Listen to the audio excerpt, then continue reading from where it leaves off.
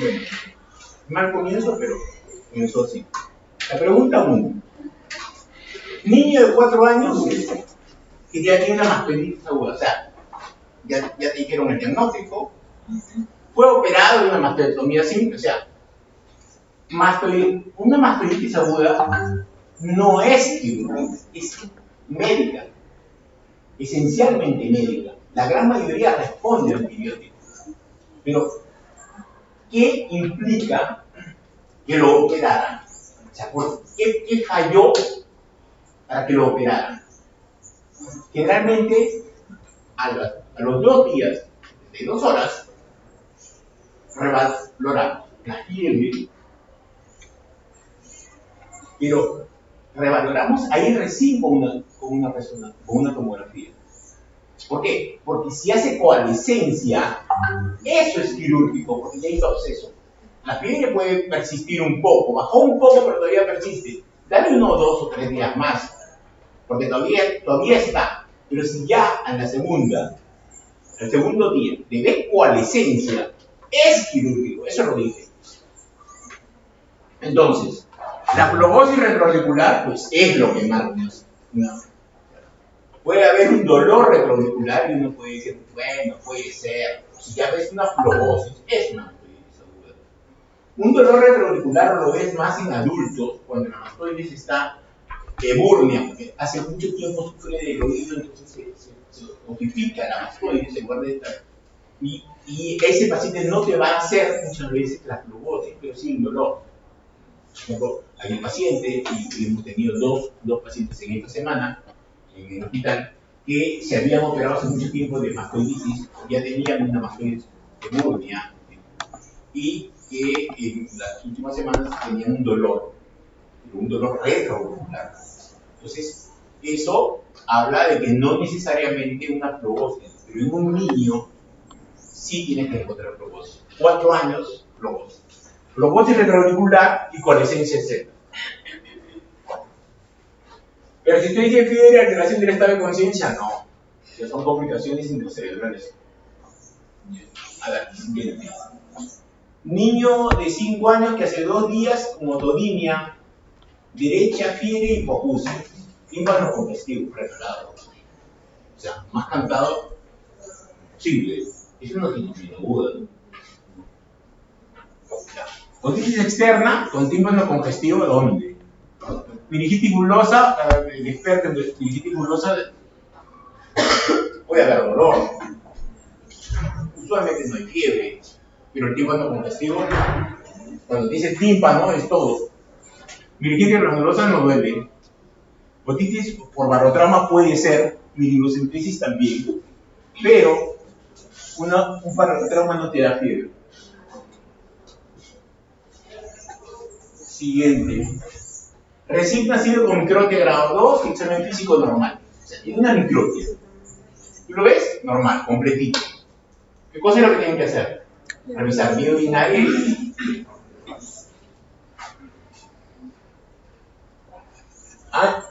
Niño de 10 años con 2 perforaciones timpánicas debido a automicosis. Y eso lo dije claramente. En automicosis se cierran las perforaciones. Solo se cierran las perforaciones. Curas bien y se cierran. Igualito, la otitis media aguda supurada en un niño que nunca lo ha tenido, la probabilidad de que cierre es altísima. No es, o sea, yo he visto a madres llorar porque los médicos dicen, y ahora le van a hacer una timpanoplastía a este niño, a su hijo, y no. Pero en una otitis es la única otitis externa que te perfora el tímpano, ni la maligna, ni que te perfora el tímpano. Pero cuando acaba la infección se cierra. Entonces, observación.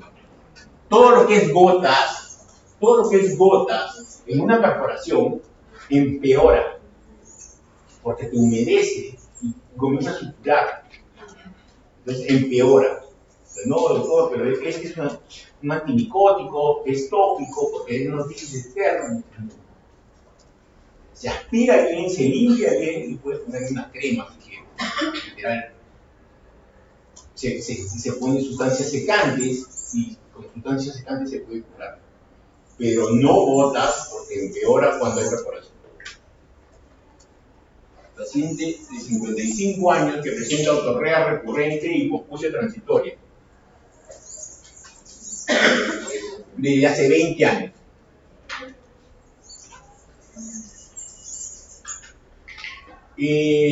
Otoscopía granulomas en membrana timpánica. ¿Qué es una meningitis granulosa? Ya me dijo, doctor, ¿y por qué la hipoacusia? Porque cuando se engruesa el tímpano no escuchas bien. Cuando tienes otorrea no escuchas bien. Y ya no hay más. Ya. Puede ser la timpanoplastia, sí, cuando hay demasiada recurrencia en 20 años. Se saca todo el tímpano y se lo cambia. Paciente de 65 años con fractura longitudinal y neumolaberinto. Esto lo había dicho acá en clase.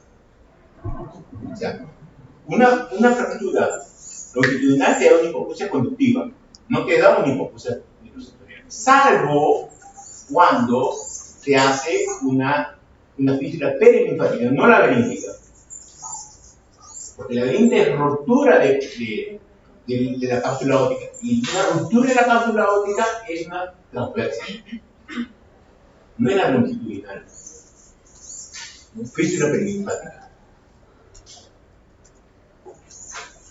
Paciente de 65 años con hipoacusia neurosensorial plana en 70, y también dije, o sea, cuando es prepiacusia, las dos tienen que ser iguales. O las dos neurales, o las dos metabólicas. Pero no me puede decir que hay una neural y una metabólica, porque la neural tiene que causar un tumor o un infarto. O sea, algo está pasando ahí. No te lo quiero recuprar. Niño de 10 años con hipoacusia, alotoscopía, tumoración, redondeada, blanquecita. ¿Dónde está él? ¿Te acuerdas que te pregunté eso o no? Hazme una pregunta como para que sea colesterol congénito. O sea, si esa no la acertaste, ya cuestiónate. O sea, cuadrante entre el superior y hasta decís el grafiquito y nomás. ¿Cuál es el diagnóstico del colesterol congénito? O sea, por eso digo, son preguntas que dices, no, ¿por qué le haces ese tipo de preguntas? Le está faltando el respeto. Bueno, digo, no, pues 10 salgan fáciles. Siguiente. Paciente de 65 años que presenta desde hace 8 días vértigo de segundos al levantarse, cuando mira abajo, cuando mira arriba, o sea, cardiovascular parasítico benigno. 10. Paciente con otitis media aguda que no responde adecuadamente a antibiótico terapia oral. ¿Cuál síntoma sugeriría una tomografía o resonancia cerebral? O sea, una complicación. Cefalea. Una cefalea intensa, una otitis media aguda no debe tener cefalea. Si tiene una cefalea, aunque sea de un lado, aunque sea, tienes que tomar una resonancia. Tienes que tomar una tomografía. Porque eso no es una cefalea intensa. Parálisis facial no. Bueno, ya, ahora ya pasamos a más fácil todavía. Ya esto. Vamos. No, ya callado. Existen personas así. Ya no digo alumnos, personas así. ¿Cómo? Ya pues. Dicen, ¡guau! Tiene plumas. ¿Qué cosa que no, disfraz? Aquí tiene Ludwig. Siguiente. Niño de 3 años que se queja de dolor de garganta al pasar la saliva. Al examen, úlceras de 1 centímetro. Más de 2 centímetros, mayor. Menos, menor. Menor. O sea, ¿por qué? Porque tiene por todos lados, hasta en el labio, o sea, no seas malo. O sea, el panquina, paladar blando. Niño de 11 años, el cual se le acaba de drenar un absceso previamente. Y eso lo dijeron. O sea, si no le das el tratamiento completo, la posibilidad de recidiva es mucho más alta. O sea, entonces, ahí me interesa lo que es esto. Es 14 días. O sea, es 14 días. Porque se tiene, el punto crítico es drenar, pero el tratamiento, para que no vuelva, porque se cierra y vuelve a producirse, y la segunda ya es más complicada, es el tratamiento completo. El tratamiento completo es 14 días. No sé, tiraxona, clindamicina, 5 al propósito, pero en esos días. O sea, ahí lo vemos por la cantidad de días. Claro. No importa si el tratamiento se utilizaba igual, lo que importaba era días. O sea, todo lo demás es un distorsionante, un distractor, ¿cierto? O sea, te pongo, doctor, ¿cómo será? Es días. O sea, si ya acabó el drenaje, ¿qué cosa es lo que tengo que asegurar? Es que no recibí. Por eso le doy antibiótico, si no, mejor no le des, porque ya lo sacaste la pus. Tengo que darle el tratamiento completo. ¿Cuánto? 14 días, siempre. Igualito. ¿Cuánto es el tratamiento completo de una mastoiditis aguda?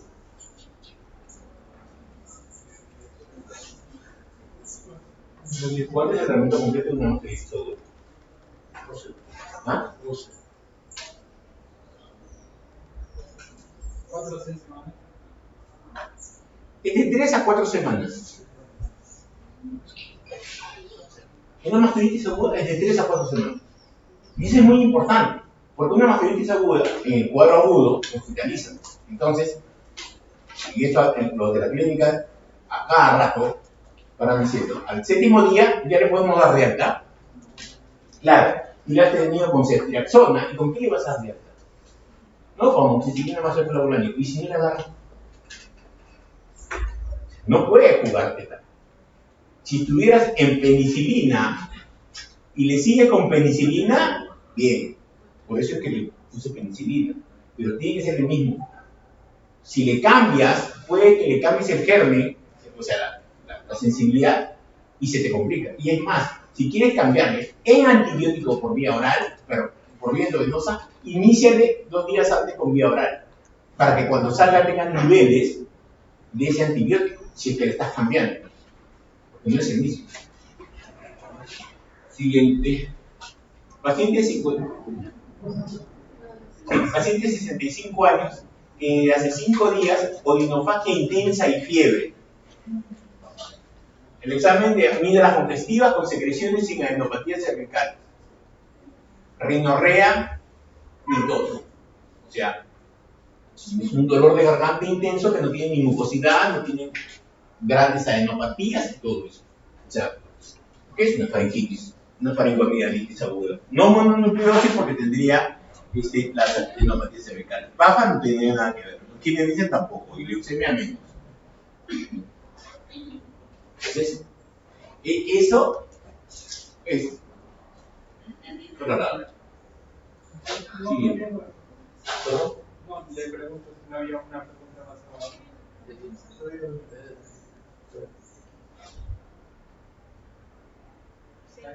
Ese reflujo. La 15 creo. La 15. Ya. Esto les dije. Ya, esto ya han fallado. No, ya esta persona. No, esto hasta en el examen estuvimos viendo, lo vimos. Ya. Siguiente. Paciente de 30 años que presenta amígdala izquierda hipertrófica con coloración oscura. Cuando una de sus compañeras puso, y justo dijimos, o sea, cuando una amigdalectomía, una biopsia, o sea, este es un tumor. Crece una sola amígdala, es un tumor. Y todavía tiene coloración oscura, ya pues, es un tumor. Un linfoma probablemente. Entonces, ¿cuál sería? Un hemograma completo, porque es un linfoma. Y una amigdalectomía con biopsia. Amoxicilina, observación, cultivo faríngeo. Yes. Siguiente.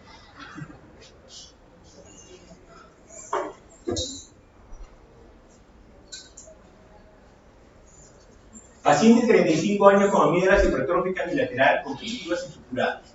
Adenomegalia de 2 centímetros, adenomegalia de 2 bilateral con empate en plenomegalia se puede afirmar. Pues eso es una mononucleosis. Ahora, la mononucleosis es por Epstein-Barr. Y Epstein-Barr es el primer virus oncogénico que hay. Después fue el papiloma. Pero el primero que se descubrió fue el Epstein-Barr. Y cuando expuso uno de sus compañeros, lo asoció a linfoma no Hodgkin o Hodgkin. O sea, eso regalado. ¿Qué tiene de trampa esto? Que tiene que saber quién es, cómo es, por qué es. Esto no está regalado, pero igual. ¿Cómo no va a tener algo que ya que te puso lo más alto? Saque esa pregunta. Paciente de 86 años con estado de abandono social, úlcera necrótica, esa es una anquinerencia. Halitosis, gingivitis severa, una anquinerencia. Pero es alérgico a penicilina. ¿Cuál era el único que era alérgico a penicilina? Es la penicilina. Regalado. Siguiente. Niño de 5 años que presenta cuadro de fiebre cada 21 días. O sea, y les dije, o sea, es un papo cansado, pero cuando es cada 3 semanas, siempre la neutropenia cíclica, porque los neutrófilos se reponen cada 21 días. Neutropenia cíclica. Y esa ya no vino porque ya, pues, ya el director de la escuela no quería ayudar, de repente, pero no nos ayudó. No, dice que les puso una pregunta de.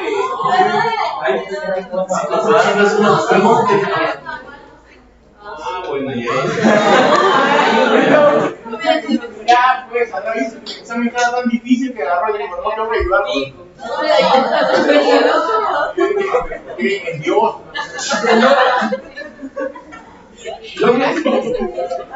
Por eso les digo, este examen ni lo comenten, porque nunca voy a poner tantas preguntas de verdad. O sea, de verdad. O sea, ¿qué es lo que tienen que sacar de este examen? Primero, que cuando yo comento o enfatizo algo, grábate en mi mente, por algo lo he dicho. O sea, yo no converso contigo, yo te doy información, yo te doy algo para el examen. No soy un familiar de que está conversando, sino que atiendes a mí porque estás muy ocupado. Pero dice, doctor, tengo examen, doctor, yo tengo que algo, no me interesa, bien, no me interesa. Lo que es que si solamente revisas el libro, solamente ves las diapositivas de tu compañero y la grabación salió mal, te arrepistes. Porque te voy a levantar en peso. ¿Por qué?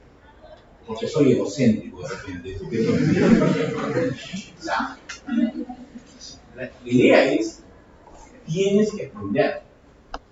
Tienes que aprender. A veces cuando una exposición es mala o da mucha información, y a veces muy irrelevante, uno se pierde. Entonces yo tengo que agarrar y decir, no, de esto, fíjense esto y esto. Para mí el punto es saber dar examen. O sea, yo como les dije en esto, para mí, su promoción, para mí lo único que me interesa es que sepan dar examen. Y sepan dar examen. Entonces, ¿qué es saber dar examen? Es saber lo que van a preguntar, no es saber. O sea, ¿cómo podrían preguntar eso? ¿Cómo lo podrían preguntar? ¿Como agente biológico? ¿Como síntomas? ¿Como terapéutica? ¿Como cambio de terapéutica? ¿Como diagnóstico diferencial? O sea, ¿cómo me lo van a preguntar? Así lo tengo que hacer. Por eso es que después de una exposición, hagan preguntas. Y han visto que hay preguntas que parecen unos textos, o preguntas que contra difíciles de histología. Ya, y tú lo ves, porque eso nos preguntan. La intención es saber plantarse frente a un diagnóstico. Cuando ustedes vayan a práctica, doctor, pero tiene esto. No se da la respuesta. ¿Por qué? Porque tú inmediatamente de todo lo que habla el paciente, tú ya le estás sacando los datos. Y 1 más 1, 2. O sea, este es el diagnóstico y este es el tratamiento. Aunque no te acuerdes todo lo que implica. Este es mucho más complejo y hay mucha más variabilidad. Pero tenemos que saber estudiar, saber dar exámenes. Bueno, entonces ahora pasamos ya a por favor, todos los grupos, si quieren, ponen sus diapositivas para que lo vayan viendo. Para ahorita ponerlo todo, porque más se pierde grupo y grupo para poder aprovechar el tiempo. ¿Alguna pregunta con respecto al examen mientras los compañeros van poniendo sus diapositivas? Doctora, ¿qué es lo que más le pareció difícil en el examen? Nada. A una pregunta nomás estuvo.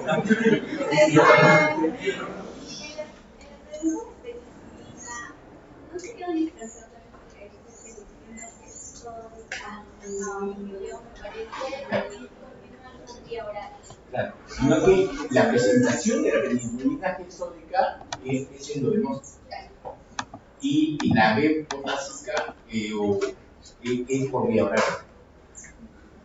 Sigue esa penicilina, pero una es presentación endovenosa y otra es presentación oral, pero el concepto es que sigue en penicilina. ¿Por qué? Porque una infección de abscesos en boca siempre son anaerobios y gram positivos. No tienen gram negativos. ¿Sí, doctora? Sí, José, lo está muy bien. ¿Qué te pareció lo más difícil del examen? ¿Qué cosas? No, creo que fue un examen, fue justo lo que vimos en clase y lo que usted había resaltado.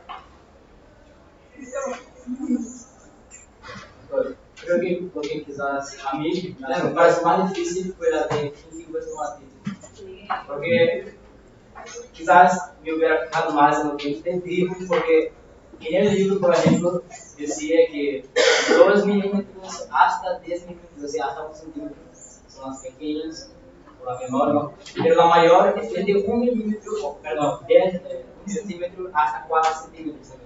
Entonces, el dato de 1 centímetro, o sea, podría ser las dos. Entonces, la ubicación realmente la mayor, perdón, la mayor, el gran, lo que debes de rescatar como la mayor es que produce hasta deshidratación. O sea, si yo te hubiera puesto la mayor, hace rato te hubiera estado diciendo de que no podía comer nada, de que estaba deshidratado y todo. Pero complementa, la mayor implica deshidratación. Mientras que la menor es la usual. La usual, la que sale por aquí, sale por allá, y mientras que la herpetiforme es más hermosa, o sea, que sale pero se reúnen en varias, en una localización. Entonces, pero sí me preguntar.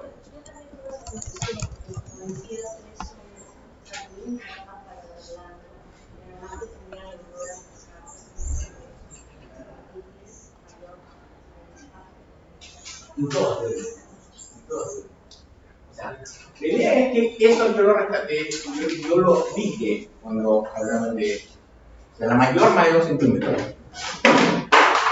Cuando yo he dicho que existen grabaciones, para que no se compliquen con pequeñeces, o sea, una mayor es 2 centímetros. Son cráteres, tanto así que puedes tomarle biopsia pensando de que es un cáncer. O un chancro blando, un chancro duro, porque así es de grande. Pero hay varias. ¿Sí? O sea, a diferencia de los chancros o de los cánceres, que son únicas, en las aptas tienes varias. Y eso es lo que te orienta al diagnóstico. ¿Alguien más que quiera comentar el examen?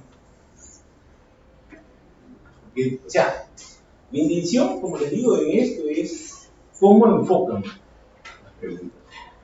¿Cómo enfocan las preguntas? O sea, ¿qué cosas quiere tomarme en esta pregunta? O sea, ¿qué cosa es lo que quiere? El diagnóstico ya no es un problema. Entonces es el tratamiento. Entonces de los tratamientos, o sea, ¿por dónde? O sea, ¿cuál es la variabilidad acá en las respuestas? Esta. Entonces es esta. O sea, por eso les digo, no todo es saber y marcar. Sí, hay preguntas así. Pero les he dicho, hay algunas y tienes que irte sobre las respuestas y decir, ¿y qué varían todas en esta? Ah, esta es. Y si tienes duda entre dos, la B. Siempre va a haber una pregunta que te saque de cuadro y que no sabes nada. Entonces, y era nada. Pero así, o sea, por eso les digo, en esto, honestamente, quererlos a ustedes es regalarles 10 preguntas como para que no sufran tanto en el examen. Porque si yo pude haber hecho de ese tipo de preguntas las 20 preguntas. Así, las 20 preguntas. Y a ver quién me aprueba. Pero comprendo que ustedes no están familiarizados con el examen. Entonces les pongo 10 hiper fáciles y las otras 10 para que realmente se vea quiénes se esforzaron estudiando, revisando, utilizando el método que les estoy diciendo y que se marque un 18. O sea, ¿por qué? Porque estudió. O sea, nadie puede sacar 18 por intuición. Y es así. Y en esa pregunta de la captación de marina, o sea, de glucosa, hay un punto de orden, ¿no? O sea, cuando referimos a una microdosis, puedes esperar hasta 2 semanas para que cierre. Generalmente te dice, tú estás limpiándolo, porque vuelve a subir, lo estás limpiando y se va cerrando. Así clarito, comienza a ver cómo se cierra. así se acumula Comienza a cerrar. Y tampoco, no es tampoco que sean tan grandes, usualmente no es grande. Cuando tú ves una perforación grande, piensa que ha tenido una perforación y además tiene unos pelicos. Pero usualmente son pequeñas y pueden ser múltiples. Otra enfermedad que te da perforaciones múltiples es la tuberculosis. Pero, bueno. Entonces, ¿qué tanto van a decir? ¿Alguna otra pregunta? ¿Alguien que quiera? Yo, por favor, tratemos de, como les dije antes del examen y vuelvo a recalcar, ahora exponen, intervengo, apunten y en sus exposiciones agreguen. ¿Por qué? Porque de ahí van a estudiar sus compañeros. Pero para mí, el problema no es tanto de sorprenderlos con conocimientos. Yo les digo cómo trato yo, cómo veo yo las enfermedades y algunas cosas que puedo discrepar de ellos. Entre el libro y yo soy yo. Porque yo les estoy enseñando. Entonces, la idea aquí es, doctor, usted acaba de decir tal cosa, pero el libro dice sí, perfecto. No le creo, créeme a mí. Entonces, la idea es esta. Hubo una compañera que acababa las clases de mí y me decía, doctor, a usted ha dicho tal cosa y antes se ha referido. Y yo perfecto, yo aclaro todo. Porque mi intención es que quiere aprender perfecto. Pero eso se tiene que plasmar en notas excelentes. O sea, para mí, el éxito de ustedes como promoción es que a un examen difícil, ustedes saquen más de 15.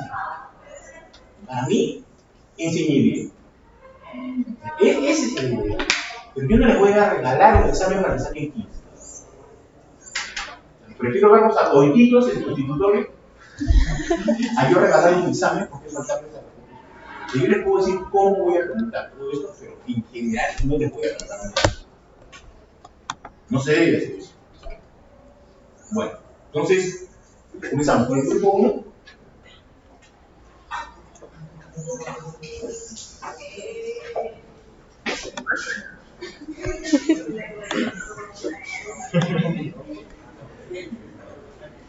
Por favor. No le falta el respeto al niño. No a él, sino a mí. Hola. Si no habla. Pero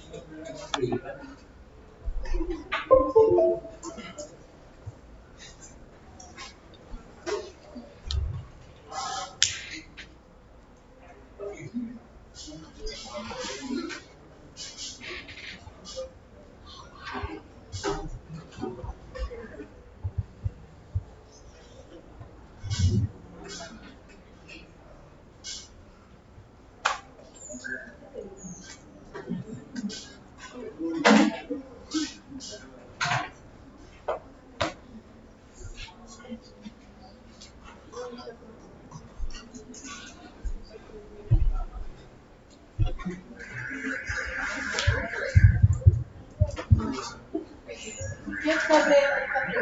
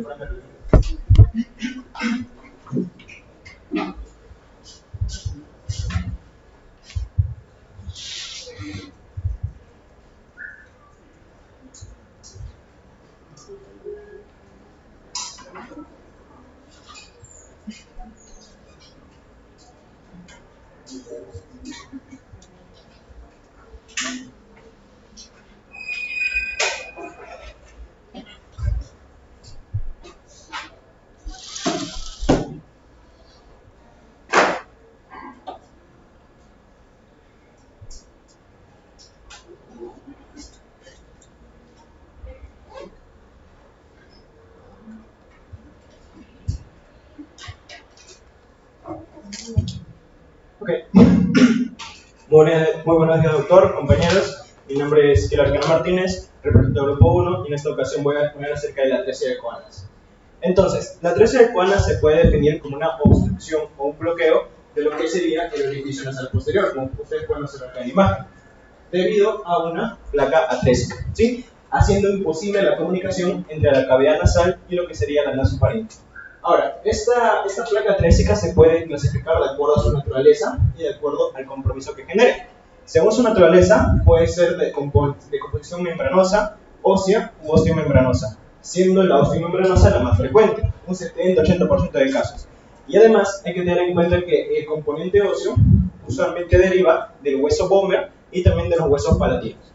De acuerdo al compromiso, puede ser unilateral o bilateral, siendo más frecuentemente unilateral, ¿sí? Más o menos un 67% de los casos. Y cuando es unilateral, usualmente afecta a la cuana derecha.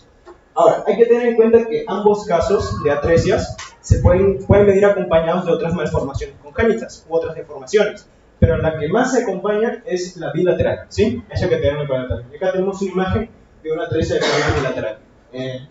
Respecto a la epidemiología, recordar que es una enfermedad rara, es muy poco común, ¿sí? Pero que afecta más que nada a mujeres. Y como ya les dije anteriormente, suele asociarse en un 50-60% de casos a otras malformaciones congénitas. Por ejemplo, el síndrome de Treacher-Collins, que lo vimos en microtia, u otras anomalías de la cara, del tabique, del paladar. Pero el más frecuente es el síndrome de Church, que ahorita les voy a mencionar en la siguiente diapositiva. Algunos factores de riesgo que se asocian a la atresia de Coanas son un metabolismo normal de la vitamina A, el consumo de fármacos tipo cionamidas, que son para la tiroides, ¿verdad? Como el metamizol, un embarazo gemelar o el tabaquismo. Y aquí tenemos el síndrome de Church, como ya les mencioné, que viene de las siglas en inglés que son DC, que es de colboma de iris, la H, que viene de Heart, que es de anomalías cardíacas, ya sean valvulopatías, ya sea coartación aórtica, la A, que viene de atresia de Coanas, la R, que viene de retraso en el crecimiento, retraso en el desarrollo, la G, que viene de anomalías genitourinarias, y la última, la E, que es de ear, de anomalías de oído y que puede asociarse a una hipoacusia. A las manifestaciones clínicas depende de si es una atresia unilateral o si es una atresia bilateral.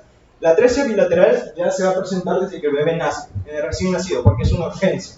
Y en el caso de la unilateral ya es más llevadero y usualmente se presenta a los 2 hasta los 5 años más o menos. La unilateral entonces es con una obstrucción nasal, ¿sí? Que va a ser unilateral y va a ser persistente, asociado además a una rinorrea unilateral posicional, que aparece cuando el bebé o el niño se inclina hacia adelante, ¿sí? Y además que es crónica, ¿no? Algunas complicaciones que puede tener la unilateral es que puede tener dificultad al alimentarse y que por lo tanto puede llevar a desnutrición al niño. Y en el caso de la bilateral sí es una urgencia, ¿sí? Porque van a nacer con ambas coanas taponadas. Entonces va a tener una obstrucción nasal bilateral, ¿sí? Lo cual lo va a llevar a un distrés respiratorio. Y lo cual es importante saberlo porque, bueno, va a implicar el tratamiento, ¿no? Y también se presenta con una cianosis, que se dice que es una cianosis cíclica, la cual va a empeorar al alimentarse y que va a mejorar con el llanto. Y bueno, algunas complicaciones se puede asfixiar, puede tener spots y pueden morir el bebé. Respecto al diagnóstico, pues primero iniciamos, ¿no? Con la historia clínica, anamnesis, examen físico, ¿verdad? Con el rinoscopio y algunos signos que tal vez nos pueden orientar a que el paciente pueda tener una atresia de coana, pero simplemente sospecho.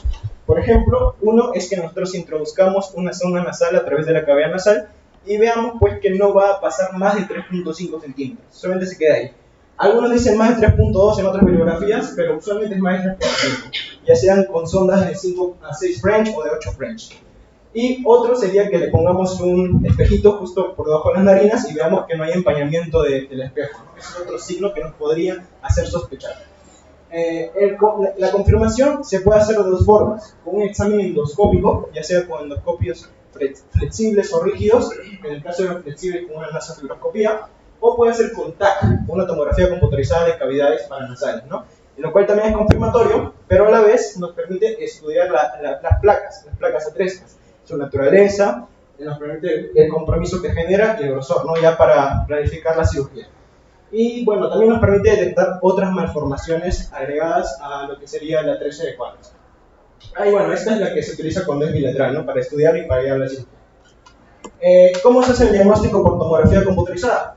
El diagnóstico, según algunas bibliografías que encontré, es que el orificio nasal posterior, es decir, la coana, sea menor a 3 milímetros. Otras dicen menor a 34 milímetros, pero no es un poco más específico, ¿no? Y acá tenemos dos ejemplos. En el lado izquierdo, como ustedes pueden observar, el orificio nasal posterior va a estar obstruido por una estructura que es hiperdensa, ¿verdad? En ese caso sería hueso, y por lo tanto sería una atresia de coanas ósea, ¿sí? Y va a ser bilateral. Y aquí en el lado derecho, lo mismo, pero ven que es una estructura más hipodensa, ¿no? En ese caso sería membranosa, y también sería bilateral. El diagnóstico diferencial puede ser una desviación de septo, inestabilidad septal postraumática, una hematoma septal, una mucosa, unos neoplasias y cuerpos extraños. Tratamiento. El tratamiento depende de si es una atresia bilateral o unilateral. Cuando es bilateral es una urgencia, porque pone en riesgo la vida del paciente. Entonces lo primero que se tiene que hacer es asegurar la vía aérea, es el manejo inmediato, cuando es bilateral, ¿sí? Para ello se tiene que colocar una cánula orofaringia o podemos hacer una intubación orotraqueal. Y ya en el manejo inmediato, ya después de asegurar la vía aérea y tal, evitar que muera el paciente, sería la cirugía, ¿no? Que está indicado tanto para el bilateral como el unilateral. En el caso de la cirugía, es un procedimiento que a grandes rasgos son 3 pasos. El primero, que es la perforación de la placa atrésica, lo segundo, que es la ampliación del marco óseo, y lo tercero, que es la resección de la parte posterior del vómer, lo cual va a disminuir el riesgo de reestenosis, ¿sí?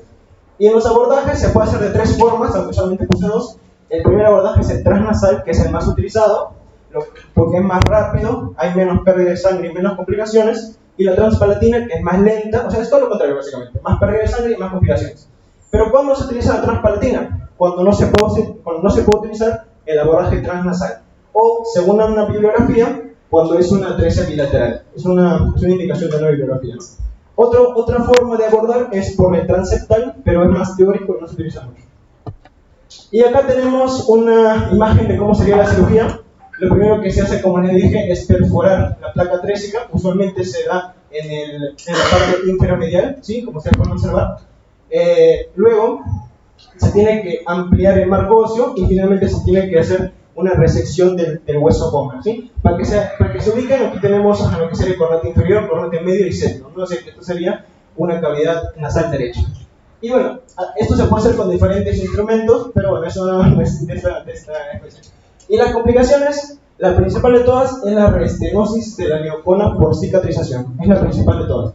Y se puede complicar también con fístulas palatinas, disfunción palatina o anomalías en el crecimiento maxilofacial, pero lo cual se asocia más a cuando es un abordaje transpalatino, por eso les dije que tiene más complicaciones. Y bueno, eso sería todo.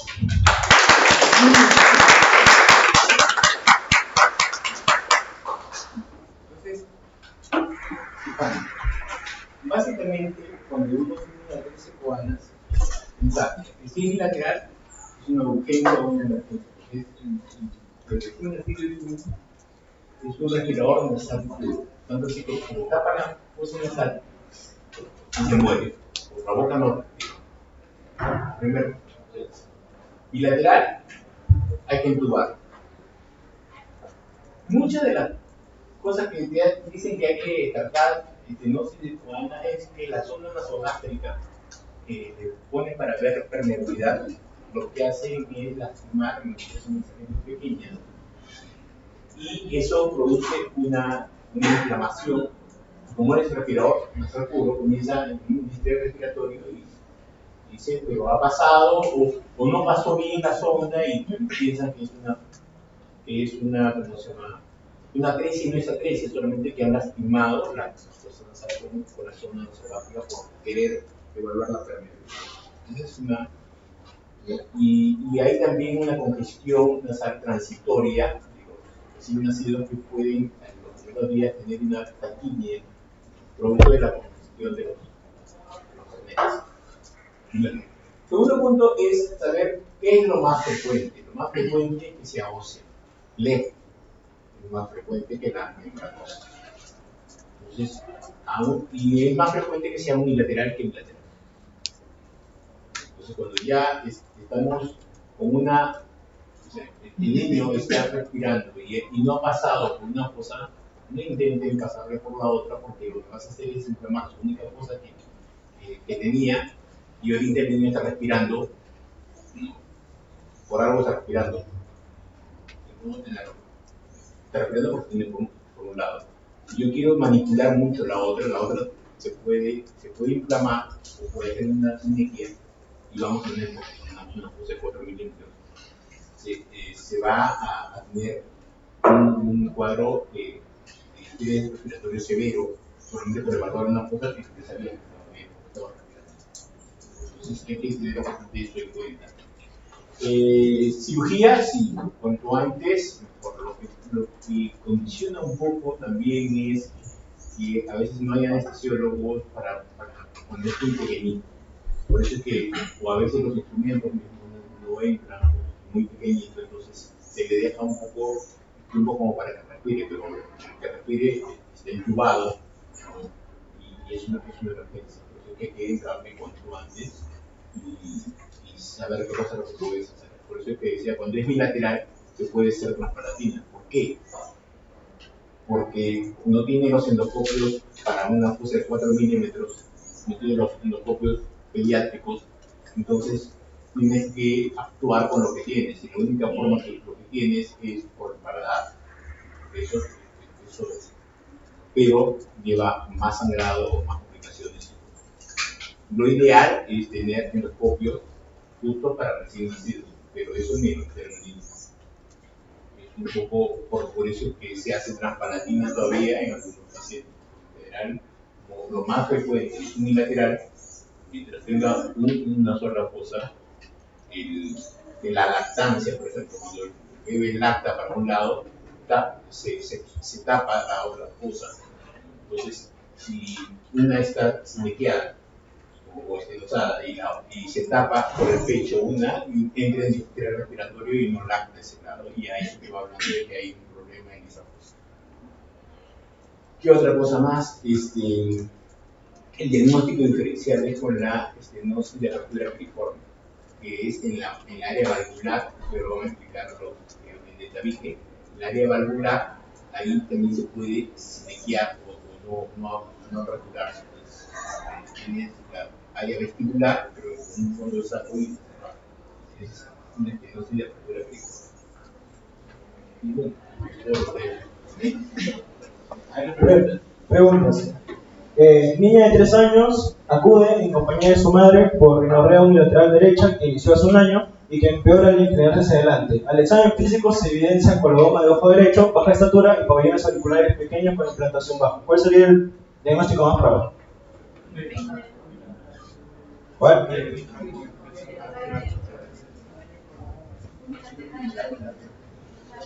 ¿La D? Sí. Recién nacida de 37 semanas, inicia con cuadro de dificultad respiratoria caracterizado por retracción marcada de la caja torácica. Además, se evidencia coloración azulada de los labios que mejora con el llanto. ¿Cuál afirmación es falsa? El manejo inmediato consiste en la colocación de una cánula de la falsa, cánula orofaringea o intubación orotraqueal. El diagnóstico se puede confirmar con un estudio endoscópico o con un ataque de cavidades paranasales. El diagnóstico más probable es atresia de conas bilateral. Al ataque de cavidad paranasales se evidencian conas con un tamaño de 10 milímetros o el manejo definitivo de la conoplasia.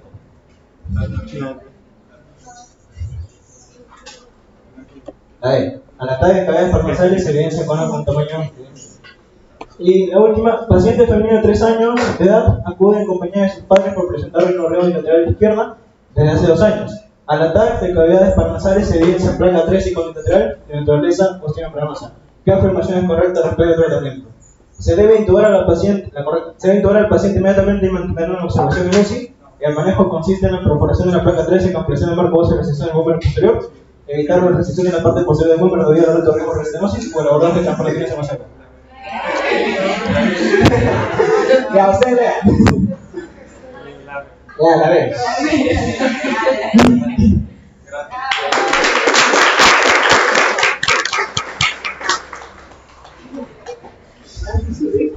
Estamos mejorando. Habla conceptos más concretos. Las preguntas son como te van a venir. O sea, es fácil, pero si lo sabes. Si no, te embarullas en todo. Entonces digo, el problema no es regalarles el examen. El problema es que ustedes aprendan a estudiar mejor, a exponer mejor. Pónganse en las primeras exposiciones. Muchos datos. Que esos datos te quitan tiempo y te sacan de lo que sea. Básicamente los exámenes para residencia, causa, diagnóstico y tratamiento. Y eso tú puedes. Y el tratamiento, cuánto tiempo o cuál es la asociación, o sea, siempre se está buscando en el tratamiento un concepto de tratamiento. No exactamente las dosis, pero qué concepto. Con este tratamiento, ¿cuál es el concepto que quieres? ¿Me importa? Me están dando entonces día de administración. No, me están dando tiempo. Está variando mucho los tiempos. O sea, algo tiene que ser evidente. Entonces ahí te acuerdas, ahí está esta cosa, sí, ahora me acuerdo, sí, era ahí. Y lo vamos. Grupo 2.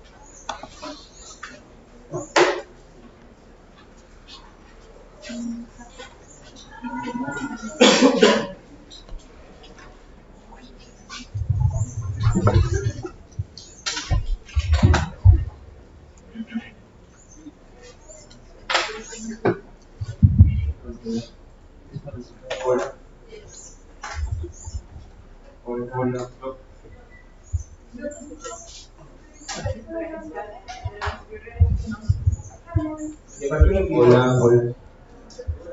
La apertura piriforme.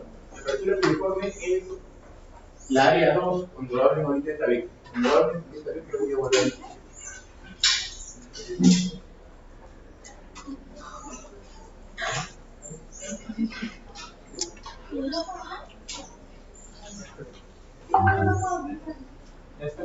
Presentar.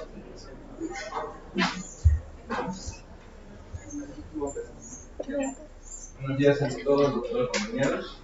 En esta oportunidad voy a hablar sobre 2 enfermedades que no son tan frecuentes. Capaz no la van a ver en las preguntas de este tipo, ¿no? Pero es muy importante. Ha venido 2 en estas últimas, se puede decir así. La primera, voy a hablar sobre la rinitis atrófica.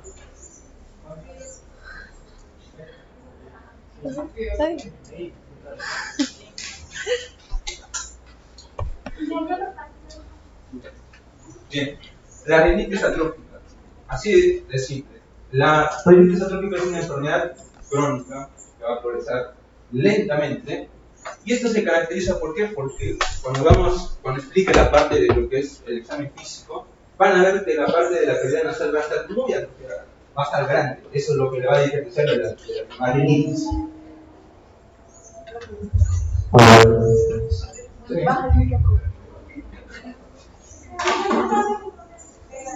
Hola, hola. Ahí lo vamos a ver.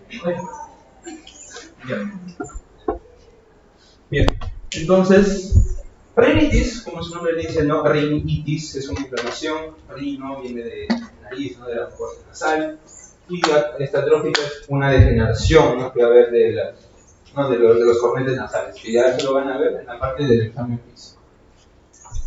Bien, la rinitis atrófica se va a clasificar básicamente en dos tipos, en una primaria y en una secundaria.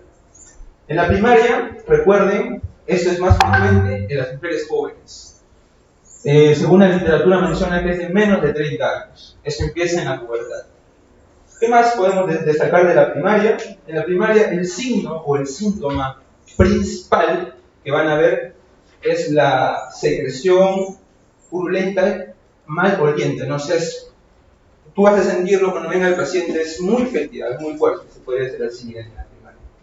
Hay factores, muchos factores, ¿no? Que están asociados a la primaria. Dentro de ellas está la infecciosa, dentro de ellas también está la que es de nutrición, dentro de ellas también tenemos lo que son los trastornos crónicos, también tenemos lo que son los problemas granulomatosos, que eso es muy importante que tienen que rescatar, y por último, anatómico.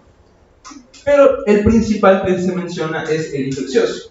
Hasta ahorita no se sabe con exactitud si la bacteria es la causante, ¿no? de la rinitis, o simplemente es un oportunista, ¿no? Que cuando se complica esa rinitis, ahí es donde recién llega, ¿no? Pero aún no se sabe con exactitud. Entonces va a haber 4 bacterias que van a ser, ¿no? Las que se puede decir así en hipótesis que son las causantes, ¿no? O están muy asociadas a esta rinitis. En la cabeza está la Klebsiella osaena. En segundo lugar está el Staphylococcus aureus. En tercer lugar vamos a ver al Proteus mirabilis. Y en último lugar vamos a encontrar al E. coli. Pero recuerden siempre del Klebsiella osaena. Eso es lo más importante que tienen que saber en el primario. Secundario. Como su nombre lo dice, secundario a algo, ¿no? Cuando venga tu paciente, tú tienes que preguntarle si el paciente ha sufrido traumas. Ojo, tienen que ser traumas importantes, traumas extensos, por ejemplo, ¿no?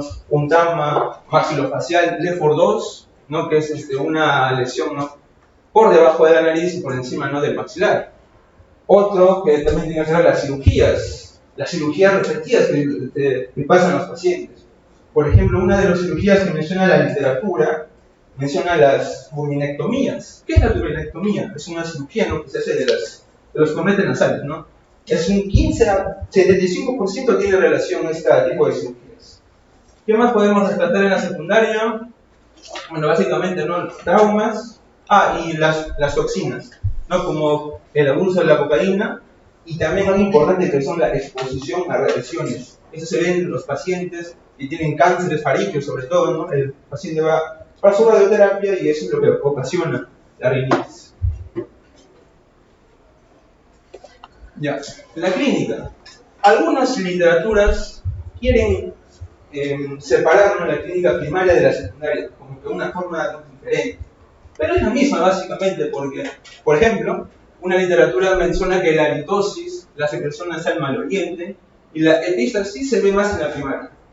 Pero también en la secundaria, a la larga, por las complicaciones que se va a ver, también se va a ver lo mismo, secreción nasal, vas a ver halitosis. Por eso no es que sea cualquiera, es la misma. Entonces, ¿cuál es la clínica principal o la clínica que vas a ver habitualmente? Secreción nasal maloliente. Vas a ver pósters, ¿no? Que eso lo vas a ver a la retinoscopía anterior, la halitosis, la epístasis y la cacosmia, ¿no? Que la cacosmia, cuando el paciente percibe un olor que le sabe mal, no sabe, es maloliente, pero en verdad no es que se transmita, ¿no? a la otra persona, sino que él siente, ¿no? Bueno, Este es un examen, bueno, ya acá el examen físico, como pueden ver, acá se ha hecho una endoscopía nasal. Lo característico, recuerden, en la clínica vas a ver cosas. Las cosas van a ser de diferentes tamaños, grandes, pequeños, de color amarillento, verduzcos, marrones. Eso es lo que caracteriza de esta rinitis. También, bueno, acá no se ve muy bien que está muy atrofiado, no es más grande, los cornetes también están muy pequeños, están atrofiados, y ahí está la secreción más purulenta. Básicamente es eso en la clínica. Diagnóstico. El diagnóstico, lo que tú debes saber primero es el diagnóstico es sospecha clínica, nada más. Debes preguntarle al paciente si ha tenido un trauma, si ha tenido cirugía, si tiene una enfermedad granulomatosa, si tiene una enfermedad crónica. Eso es lo que debes preguntar. Básicamente es lo primero que a la mente es su sospecha clínica. De ahí te puedes ayudar con la endoscopía nasal. Ya les he mencionado una de las características. Ostras, amarillentas, verduzcas, marrones, negruzcas, de cualquier color. Y cómo están, ¿no? Las cavidades, están dilatadas. Ojo, este no es una fosa, sino esta es una perforación nasal, que es una, o se puede decir, la principal complicación de esta rinitis, ¿no? Una perforación del tabique nasal.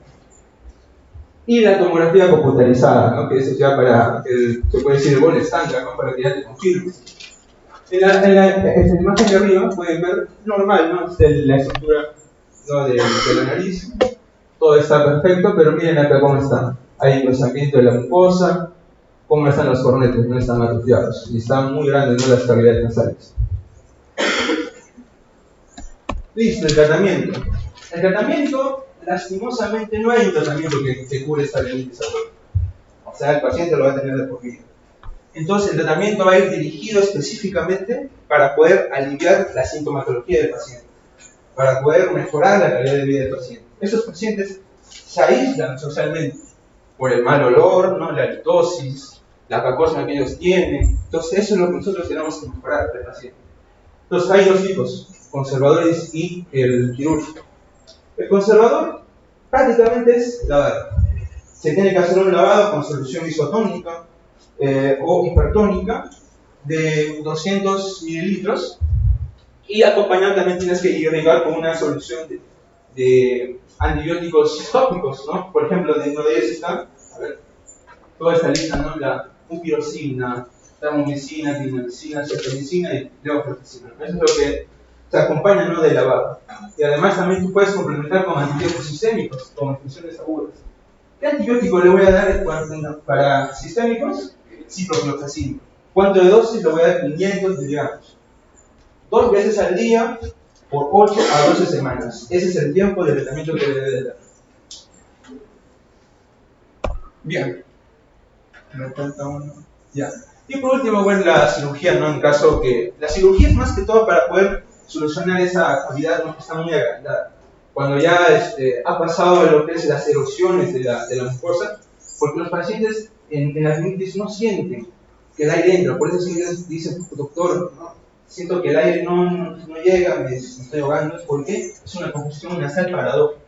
Entonces, en estas ocasiones, como ya la mucosa está atrofiada, está dañada, se van por la cirugía, no por ese procedimiento. Eso ya es más especialidad. Bien, rápidamente el rinolito. Esto es básicamente rápido. El rinolito, como su nombre, ¿no? Rino viene relativo de la nariz, litos viene de una formación, una piedra, un cálculo, ¿no? Y van a haber dos tipos, el endógeno y el exógeno. Como su nombre lo dice, exógeno voy a empezar porque es el más frecuente, el endógeno es poco frecuente, ¿no? El endógeno está en un 70% y el endógeno en un 30%. El exógeno, como su nombre le dice, se ve más frecuente en los niños. Niños de 6 años, ¿no? 8 años, puede ser así. Ellos no son los que habitualmente, ¿no? Se meten una semilla, un algodón, no sé, ¿no? Un papel, una piedra, un pedazo de juguete. Y eso a la larga va evolucionando. El niño no lo va a sentir, no va a sentir que le duele, no va a sentir una obstrucción, no va a sentir nada. Porque el rinolito avanza cuando ya está, ¿no? Eso se ve más cuando las manifestaciones se ve más cuando ya está adulto. Y el endógeno que es parte de nosotros, un tejido corporal, sea normal o anormal. Cuando es anormal, por ejemplo, un diente ectópico, que lo podemos ver en donde, en los senos maxilares, se ha visto, ¿no? Y también podemos ver los vómitos, ¿no? Cuando el paciente vomita, ¿no? Ahí a través de las cuanas llega a la fosa nasal y esta puede llegar a los senos maxilares. Prácticamente es eso. La clínica depende del tamaño. Si es pequeño, no va a haber clínica, asintomática. Si es grande, va a haber clínica. Y la clínica va a ser obstrucción nasal, mal olor persistente, secreción nasal y unilateral, que me olvidé de mencionarles, esta en la parte de rinitis. La rinitis mayormente va a ser bilateral y el rinolito va a ser unilateral. ¿En qué casos puede ser unilateral la rinitis? Una complicación en la parte secundaria, y en el tipo secundario, es cuando el paciente tiene una desviación del tabique nasal. Es ahí cuando recién puedes ver una complicación unilateral, pero en rinitis todo es bilateral. En la clínica no hay una mencionada obstrucción nasal, mal olor y secreción nasal unilateral. Diagnóstico. Bien, entonces el paciente llega, te va a llegar a tu consultorio. Lo que le vas a hacer, igual, historia, ¿no? Tú tienes que preguntar, ¿no? Pero aunque esto es difícil porque la mayoría de los rinolitos se detecta cuando se hace un examen espontáneo. O sea, tú no lo haces para saber si está el rinolito ahí, sino, por ejemplo, un niño, ¿no?, que quiere hacerse una ortodoncia, se hace una radiografía de cara y ahí recién tú vas a ver el rinolito. Por eso es que no es habitual así nomás diagnosticarlo. Entonces, ¿qué es lo que vas a ver a la rinoscopía?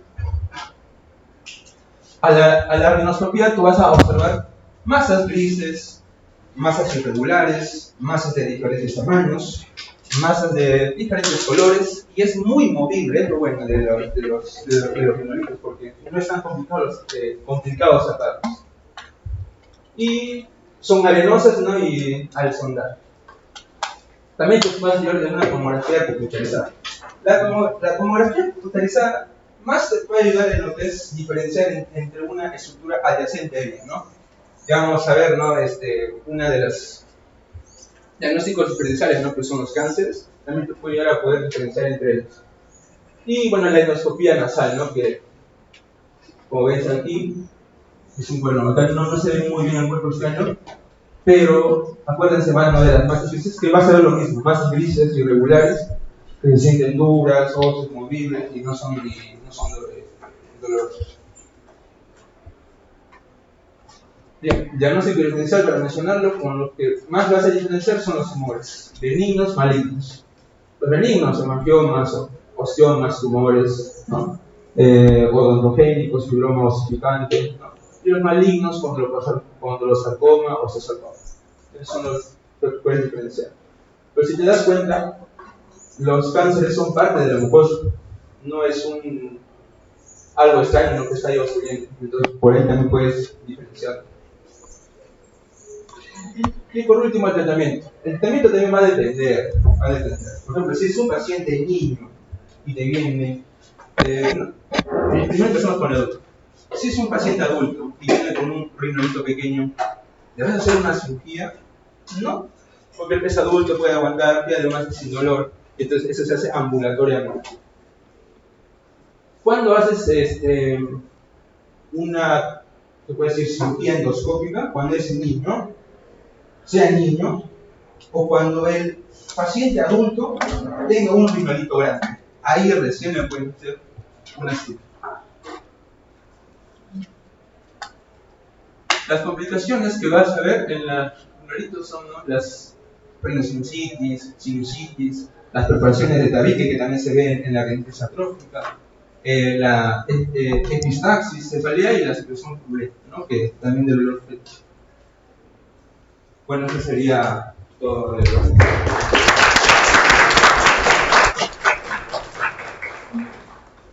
Rinitis atrófica. Tiene primarias y secundarias.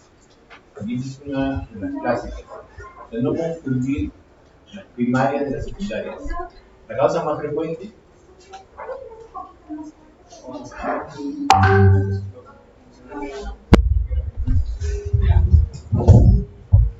Rinitis atrófica. Existen las primarias y secundarias. Esa es una de las clásicas. ¿Cuál es la causa más frecuente? Es secundaria. ¿Secundaria qué? A una turbinectomía. Esa es la causa más frecuente. O sea, se operan tabiques con cornetes y el cornete se corta tanto que produce una rinitis atrófica secundaria.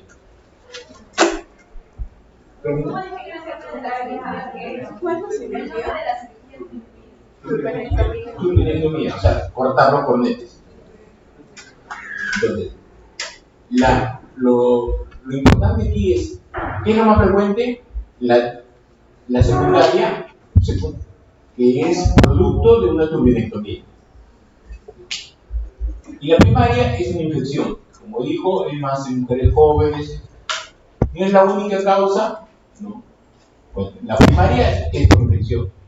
La secundaria es, si no es secundaria a cirugías, puede ser secundaria a otras enfermedades sistémicas, radiación, lupus, ese tipo de sífilis, tuberculosis, lismania. O sea, puede producir algunas de esas causas secundarias. Otro punto importante es, lo típico es los cornetes hipotróficos, los cornetes inferiores hipotróficos. Esa es la característica con la fosa nasal amplia. Pero esa es la característica de la lesión. ¿No? O sea, no es. Ya, que además hay costras verdes, malolientes, hedor, la fosa nasal, pero la hipotrofia de los cornetes es lo característico. Tanto así de que el tratamiento, y por qué evoluciona, porque los cornetes, al no poder manejar los volúmenes de aire, se reseca mucha la fosa nasal, y al resecar la fosa nasal atrofia tanto el epitelio del tabique como los epitelios de los mismos cornetes y se destruyen más. Y parte del tratamiento conservador es humectar, ¿sí? O sea, poner agua a la fosa nasal, porque el agua aumenta el movimiento ciliar y conserva más los cilios, conserva un poco más lo que resta de cornete. Entonces, ese es un tratamiento conservador. Cuando ya no se puede hacer eso, porque no está respondiendo, ya se pasa a cirugías. ¿Y cuál es la función de la cirugía? Es cerrar la fosa nasal lo máximo posible. ¿Para qué? Para que no entre mucho aire, y al no entrar aire, le da tiempo a que el epitelio pueda volver a tener sus volúmenes y formas normales, ¿sí? O sea, que tengan sus cilios apropiados, porque ya no se reseca tanto. Esa es más o menos la lógica de la cirugía. La cirugía de Young es cerrar una fosa nasal, darle tiempo, y al último le cierran la otra fosa nasal, darle tiempo, porque con eso se repitiliza la fosa nasal. El epitelio en general es bueno, pero lo que no puede manejar es demasiada resequedad. Porque hay personas que viven en zonas de sierra muy secas, que vayan a la costa, en donde hay mucha más humedad, pues les va mejor. ¿Qué otra cosa más? En el rinolito hay rinolitos endógenos y exógenos. Y el rinolito, ya como en práctica, al 80 o 90% se agarra del cornete inferior. Entonces tú lo puedes ver que está suelto, pero cuando lo quieres sacar no sale. ¿Por qué? Porque está prendido el cornete inferior. Y cuando lo quieres jalar más, sangra. Entonces por esa posibilidad, lo hacen en sala de operación. Se puede hacer con local, triturarlo e irlo sacando, pero implica una cirugía. No es de niño que lo coge y lo saca, mentira, siempre está agarrado del cornete inferior. Ese es un concepto que se tiene. Nada más.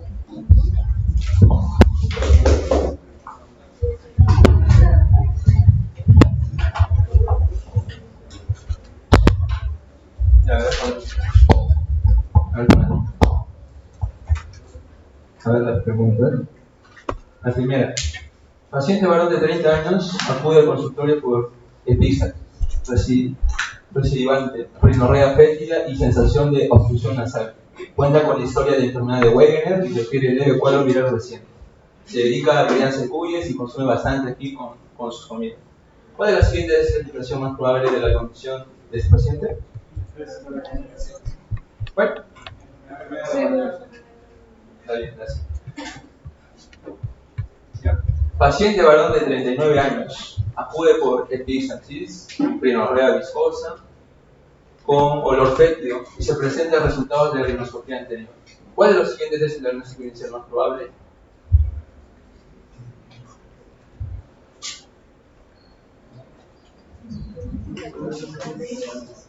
Bueno, epistaxis, rinorrea viscosa, mal olor a la rinoscopía anterior. ¿Cuál es? La D. Recuerden siempre esta característica: epistaxis, rinorrea viscosa, fétido. Eso se ve más en la rinitis. Paciente mujer de 34 años. Acude con epistaxis, recidivante y rinorrea viscosa, con olor fétido. Al examen físico, las cavidades nasales se ven anormalmente anchas. ¿Cuál de las siguientes es la complicación más probable de la condición actual de este paciente? Complicación. ¿Cuál es? ¿Cuál? Bien. La complicación principal es la perforación central. Bueno, son 3 preguntas. ¿Sí? Paciente mujer de 48 años acude por sensación de obstrucción nasal, rinorrea fétida unilateral. Cuenta con antecedentes de fracturas de tercio medio, por una fractura del éfonos. La rinoscopía tiene mayor probabilidad de revelar. ¿Cuál de las siguientes opciones? ¿Cuál es el diagnóstico ahí? ¿Cuál?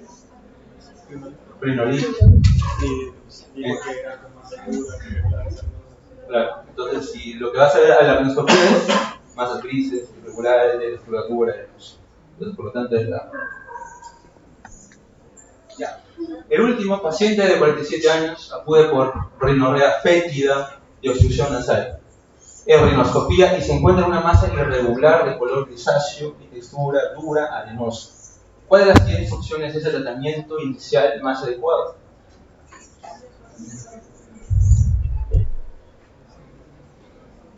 Primeramente, ¿cuál es el diagnóstico? ¿Cuál? Rinolitis. ¿Y qué se hace en rinolitis? La B, ¿no? Extracción. Depende, no tienes que, como dijo el doctor, ¿no? Cuando extraes de sangre, y eso va a seguir creciendo, entonces va a tener más complicaciones. Bueno, eso ya sería ya.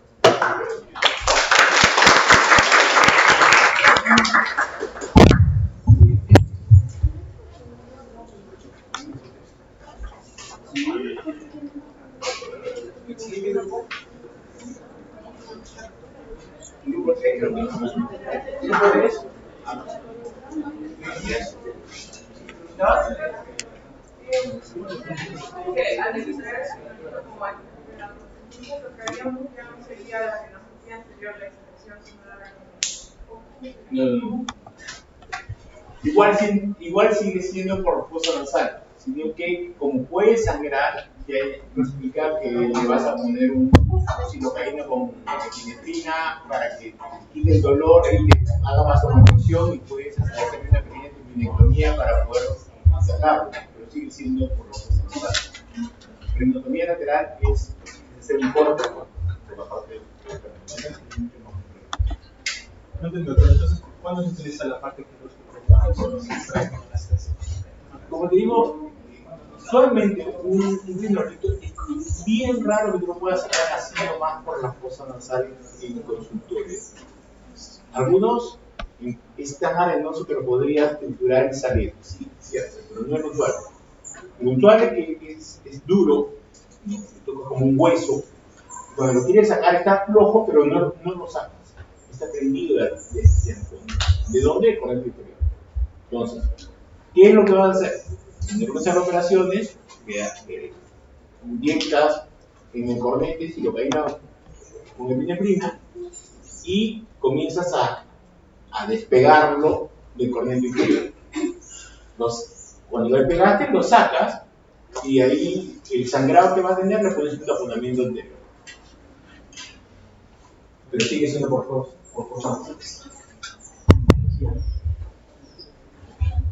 Bueno, continuando con las funciones, vamos a tocar el punto de fractura nasal y hematoma septal. Ahí están los integrantes. Entonces vamos a responder, tenemos la introducción, etiología clínica, diagnóstico y tratamiento. Son 5 puntos muy importantes. Primero un poco de anatomía para poder entender la fractura, ¿no?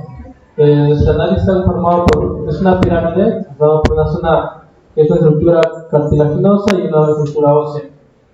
En la estructura cartilaginosa podemos ver desde el cartílago septal, en los laterales, alares y los sesamoideos.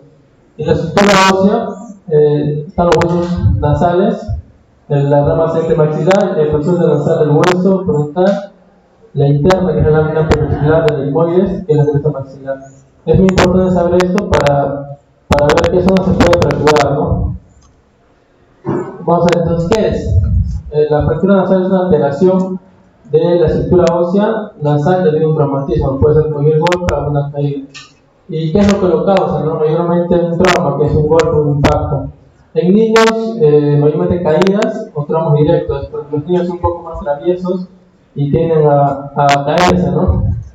En adultos, lo más común son los accidentes vehiculares, ¿no? de tránsito.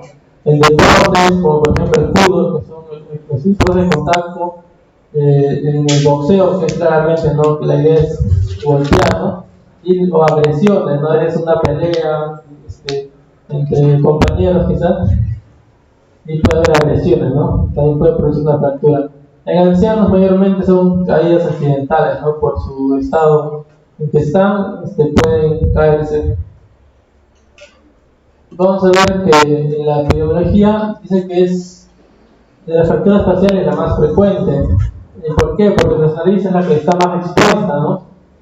Ante cualquier golpe siempre está más expuesta, de la cara es lo que más sobresale. Tenemos que el 50% del total de fracturas en adultos es más del 50%. La tercera fractura más común del esqueleto humano y es más en varones que en mujeres, una relación de 2-1. Debe ser porque los hombres son más atrevidos, ¿no? Más de acción. Entonces, muchas están asociadas a politraumatismo y esto corre el riesgo de que no se trate a tiempo y puede llevar a una malformación. Vamos a ver la clasificación. Tenemos dos, ¿no? Una que es la de Strack, como vemos en la imagen, nos divide en tres puntos muy importantes, 3 planos. En el tipo 1, tipo 2 y tipo 3. Vemos en el tipo 1 afecta la zona más anterior de los huesos nasales, esta parte es la zona más anterior, y el paso del tabique, es como la zona más superficial. En el tipo 2, además de afectar la zona del tipo 1, que es la zona más superficial, también se lesiona los apófisis frontal del maxilar, que es en el tipo de esta línea, ¿no? Tipo 2. Y en el tipo 3 afecta ambas apófisis frontales del maxilar y también el hueso frontal, siendo estas unas fracturas las más graves, que es las fracturas nasoetmoide-orbitarias, que comprende 3 zonas, ¿no? La otra, que es una clasificación de Robisch, que nos habla de una fractura, son 5, ¿no? Una fractura simple unilateral, un solo lado, una fractura simple bilateral, el 3 que sería una fractura comminuta, que es una fractura más como que esta, ¿no? Con varios pedazos, y sería unilateral, bilateral o frontal. Una fractura compleja, que son los huesos nasales y el septo, puede haber con hematoma septal, que más adelante vamos a tocar también el hematoma septal, y con las relaciones nasales. Y la quinta, que es la fractura naso-órbito-etmoidal, que es tipo 3, ¿no? Según la clasificación anterior que hemos visto. ¿Cuáles son los signos y síntomas? Mayormente podemos ver el chezón, que es el hematoma en la zona de la nariz, una deformidad por una desviación y el epistaxis, que es el sangrado. También podemos ver una dificultad respirar de las vías nasales y la equimosis orbitaria. ¿Qué es la equimosis orbitaria? Como vemos en la imagen, es como los ojos de mapache, ¿no? Vemos al paciente con una zona de las órbitas como que moretones.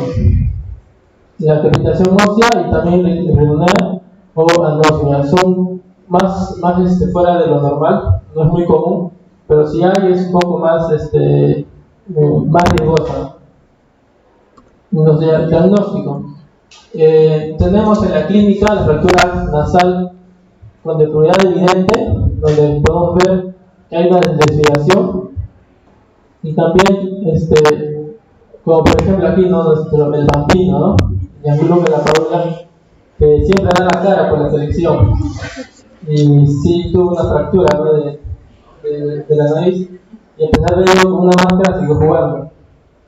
Porque cuando vamos en el tratamiento vamos a ver que sí se puede, si es leve, si se puede seguir normal, ¿no? Pero a cierto nivel, hasta cierto punto. También vemos la accesibilidad nasal local con el escalón o crepitación, y también otros, lo que puede haber sin deformidad nasal, ¿no? Como vemos que a simple vista tú lo ves y pareciera que no tuviera nada, ¿no? Pero tenemos que ver 3 puntos. Con 2 signos, más de 2 signos de esos 3, se puede diagnosticar que sí es una fractura. Una inflamación periuretaria, la equimosis que vimos que los ojos de mapache, ¿cierto? Si hay una equimosis, puede ser o un sangrado nasal o un dolor localizado. 2 de estos o más nos da una fractura sin deformidad nasal. Eso es en la clínica. Ahora, también se puede, más adelante, ¿no? Bueno, en el examen físico, lo que he podido leer, que lo primero es la anamnesis, ¿no? Primero preguntar al paciente, porque mayormente estos casos son mayormente por agresiones o caídas. Tenemos que ver al paciente, preguntarle por qué sucedió esto, ¿no? Y porque muchas veces son problemas legales, ¿no?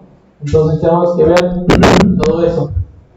Y también preguntar la intensidad, qué tipo de caída fue, o el golpe que recibió, fue fuerte, ¿no? Y después tenemos que ver en la inspección, ¿no?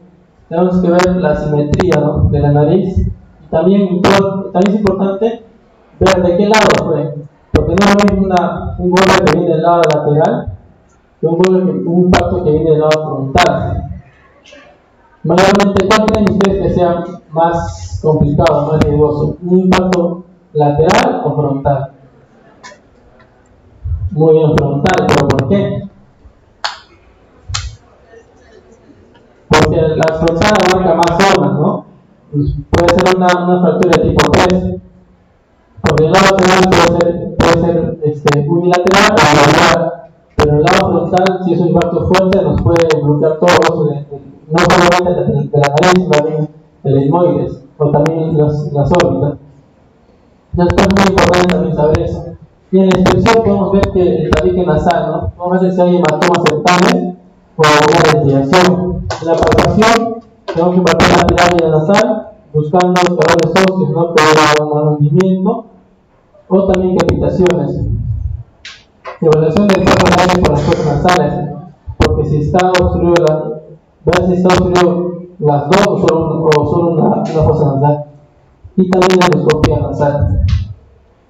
Ahora, el diagnóstico por imágenes, la radiografía en sí, el diagnóstico de esas fracturas son meramente clínicos, ¿no? Por lo que hemos visto, pero la radiografía se puede utilizar cuando, sobre todo por una documentación médico-legal, pero como les he dicho, a veces surge por problemas agresiones, ¿no? Entonces hay una denuncia de por medio.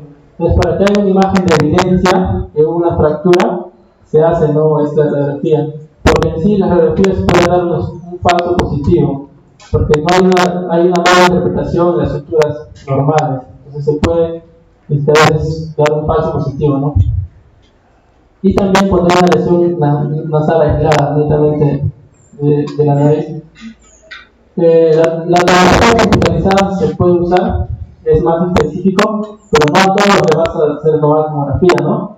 Mayormente la tomografía se da en casos donde haya, se puede ver huesos maxilares o órbitas de la base del cráneo, es lo que se puede observar, pero solamente se manda a hacer la sospecha de una lesión naso-órbitas monoidales, que probablemente un traumatismo frontal, ¿no?, que hemos visto que es más grave. Hay una fractura del libro abierto.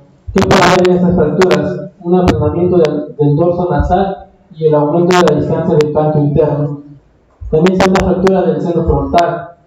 Va a haber una dolor a la palpación sobre el seno frontal. ¿No? Si tú palpas el seno frontal, va a haber un dolor. Entonces, mejor una tomografía. También con una fractura del Lefford. También una mala oclusión y estabilidad del paladar. Y también la pérdida de líquido cefalorraquídeo, ¿no? Cuando hay una rinorrea clara. Porque ya son problemas más complicados. En el tratamiento, lo primero que hay que ver si hay sangrado, ¿no? Si hay sangrado, ¿qué tenemos que hacer? Detener el sangrado, lo básico.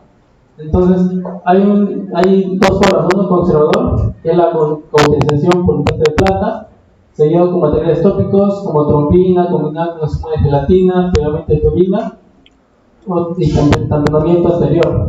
Son sangrados de vasos etmoidales, prefieren un tamponamiento antero-posterior. Lo otro sería un quirúrgico. Son en casos refractarios, una cauterización endoscópica directa de vasos, ligadura o no terapia con embolización. Como vemos en este caso, ¿no?, de Gianluca Lapadula, que se había sangrado y se trató rápidamente una cauterización, ¿no?, y con una máscara así jugando.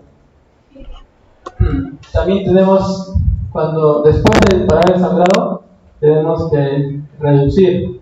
¿Qué es reducción? En traumatología hemos estudiado eso, ¿no?, de que cerrar la fractura es como volver a su lugar. Y prácticamente es eso, la reducción es volver a su lugar anatómico. Entonces, la reducción se hace dentro de los primeros 10 días, máximo 2 semanas. ¿Por qué? Porque a partir del 10º día se forma el tejido fibroso, entonces ya se comienza a reconstruir. Entonces, pero se recomienda que sea antes de los primeros 10 días o 2 semanas. Y también otro dato es que tenemos que evitar, por ejemplo, si está muy hinchados los otorrinos, prefieren esperar 3 días para que baje la inflamación y para poder reducir recién. Entonces, hay reducciones en fracturas cuando son no desplazadas, no necesita reducción, solo observamos nada más. Cuando ya hay desplazamientos, hay lesiones simples o aisladas, pero unilaterales de desplazamiento medial, es una reducción cerrada, porque hay una cerrada y otra abierta, ¿no? Para evitar el colapso, después de la reducción cerrada, se pone un taponamiento durante 3 días. Es para evitar que vuelva a moverse, ¿no? Entonces se hace un taponamiento durante 3 o 5 días. Cuando es un trauma severo, son fracturas bilaterales hundidas, se hace un hemorragia abierto, ya sea una reparación inmediata por la corrección o una corrección tardía, ¿no? Entonces tenemos complicaciones, tenemos de las tempranas y las tardías. En las tempranas tenemos la hematoma septal, gastromielitis, absceso de la unidad intracraneal, la fuga del líquido cefalorraquídeo y la meningitis. En las tardías, que son de más tiempo, si no se trata, puede ser una deformación de la silla de montar, y es una deformación plástica que se da por no tratarse a tiempo, un tabique perforado, un colapso del borde nasal interior, espuelas sinequias y la ampliación basal nasal. Pues vamos a tocar el tema de lo que es hematoma septal, que es una complicación temprana. Entonces, en este caso, que es un hematoma, una acumulación de recolección de sangre, ¿cierto? Que está entre el cartílago y el mucopericondio, que puede bloquear el flujo sanguíneo. Entonces, por eso es muy peligroso, porque bloquea el flujo sanguíneo, ¿no? Y es peligroso porque también se puede bloquear las vías nasales. Entonces, las consecuencias pueden ser, si no se trata, una necrosis avascular del cartílago nasal y una formación de un nido para la infección bacteriana. Es lo más peligroso, ¿no?, que puede haber una infección. Y también las deformidades que son faciales más crónicas es nariz sencilla de montar, lo vemos acá, y también desplazamiento del maxilar superior o retracción del maxilar anterior. Entre el diagnóstico tenemos que es un dolor intenso, hay una obstrucción completa de las vías respiratorias nasales, hay edema o hinchazón, hay hematoma del lado superior o la zona del filtro. La terapia es una emergencia, se debe tratar dentro de las 24 horas, por lo que es la obstrucción de las vías nasales, ¿no? Se tiene que hacer un drenaje a través de una inyección mucoperitoneal, se colocan las férulas o suturas de disolución transeptal para obviar el peso potencial y evitar la colección. Si hay infección y afecta el par del cartílago, hay que realizar una resección del cartílago y se reemplaza por un stent de silicona, es en el tabique momentáneamente, ¿no? Para luego ya después hacer una reconstrucción del cartílago autólogo en una segunda etapa. Y eso sería todo.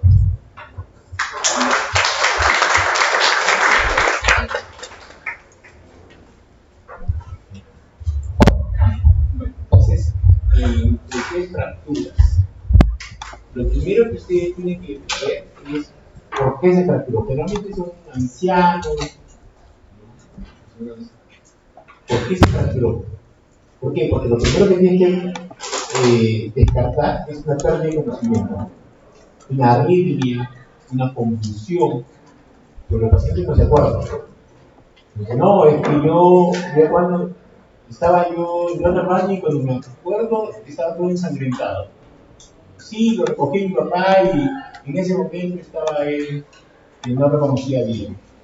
Entonces, el punto aquí es, no todo, o algunas personas que pierden la memoria en ese pérdida de conocimiento, te dicen algo, te cuentan algo que es lógico. No, es que yo me resbalé y me caí y eso no estuvo ahí. No. ¿Alguna vez has tenido conocimiento? Bueno, sí, la otra vez, porque sufre de anemia. Entonces lo que me está contando es cierto. ¿Por qué? Porque sí le vas a resolver el problema, pero tienes que evitar que se vuelva a caer. Pérdida de conocimiento. Lo primero que tienes que descartar es pérdida de conocimiento. Y cuando evalúas al paciente, lo segundo que tienes que descartar es que no vaya a haber una hemorragia, sobre todo en traumatismos severos. Cuando tú diagnosticas una fractura nasoemboidal o naso-órbito etmoidal, es cuando hay un ojo que está más protruido y el otro está más hundido. Muchos tosis en los tallos. Cuando ves eso, cuando ves el ángulo nasal hundido, a veces hay un mapache, fractura de base anterior, del piso anterior de la forma de. Entonces, eso ya te habla de que es una fractura mucho más compleja que lo que tú puedes estar viendo. No, que está con mucho edema, no puedo examinar, no. Ahí tienes que actuar en desimpactar la presa nasal. Tienes que sacar la nariz de ahí, porque es impactado totalmente. Les cuento como anécdota, una vez me llamaron, bueno, mi padre me llamó, un primo lejano que estaba en emergencia de hospital y que en su desesperación de la familia estaban llamando y me indicaron que por favor les ayudara. Entonces, acabé la clínica, me voy al hospital, llego y lo primero que voy es a emergencia. Y a él ya lo habían evaluado en la mañana, el otorrino que estaba de turno, y le había dicho que había mucho edema para poderlo evaluar, las radiografías no eran concluyentes y que tenía una fractura de maxilar, pérdida de dientes y que lo viera el odontólogo y que ya en una semana lo evaluaba otorrino. Lo veo y ¿qué pasó? Había estado en bicicleta con su hija de 3 años adelante y en un rompemuelle sale volando y como vio que su hija se iba a caer, o sea, contra el sardinet, la cubre y contra el sardinet se da en la nariz. Veo los signos de mapache, abro los ojos y vi que claramente un ojo estaba más salido que el otro. Una tomografía inmediatamente y se veía la impactación de la nariz. Entramos a sala, jalamos la nariz hacia afuera y ¡pum! Volvió todo. Entonces, ¿pero por qué? Porque tienes que intuir, tienes que dudar. No creas que porque hay edema no se puede evaluar. Sí se puede evaluar. Una tomografía lo sacas tú. No es frecuente, pero cuando ocurre, te va a agradecer tremendamente el paciente, porque si consolida así, es un deforme con diplopia. Ese paciente ya le malograste su vida, solamente por demorarte y sacar la nariz. Entonces, primero, ¿cómo fue? Segundo, si es una fractura compleja o no. Lo más complejo es la impactación nasal. Después,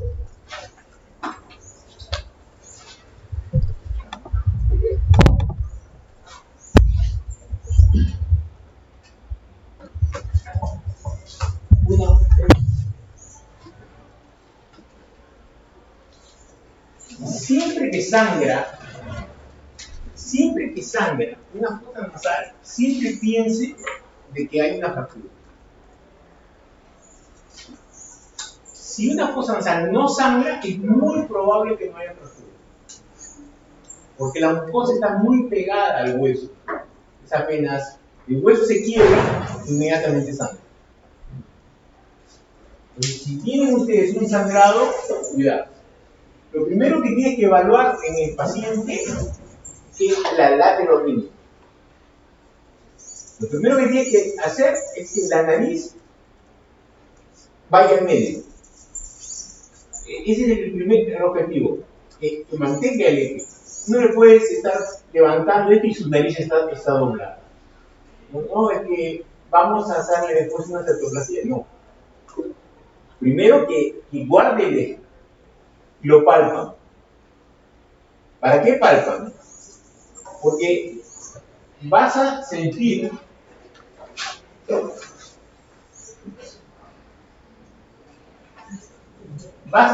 este escalón. Que generalmente es más sensación. Lo más frecuente es esto.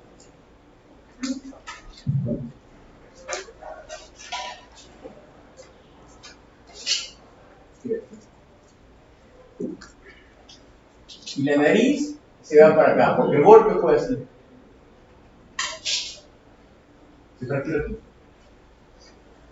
Entonces, esta es una fractura simple. ¿Por qué? Porque solamente tiene un trazo de fractura, con desplazamiento. La fisura es una fractura que no se ha desplazado. Entonces, ha habido un desplazamiento. ¿Qué es lo que vamos a hacer?